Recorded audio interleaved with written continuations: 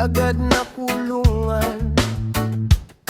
Manguling naghahanap lang ng kabuhayan, sa isang iglap nawalan ng kalayaan.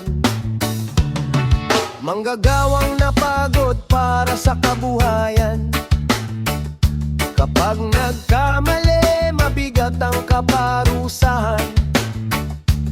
Pero ang may pera at makapangyarihang pangalan, parang kay hirap abutin ng batas at pananagutan. Bakit ganito ang ating lipunan?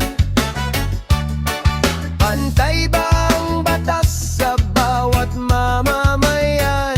Kung ang hustisya'y para sa lahat ng nilalang, bakit may naiwan at may napapaburan?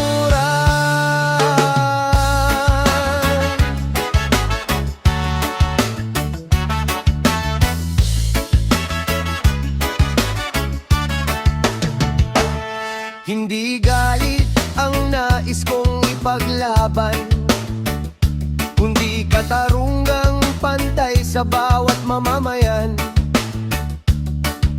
Mayaman man o mahirap sa ating bayan, pare-pareho sanang managot sa kasalanan.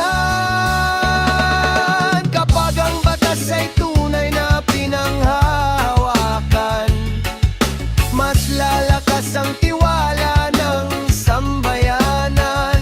Walang maliit, walang mataas na pangalan, lahat ay pantay sa ilalim ng batas ng bayan. Ito ang sigaw ng karaniwang mamamayan, umaasang mananaig ang katotohanan, hanggang dumating ang araw ng katarungan.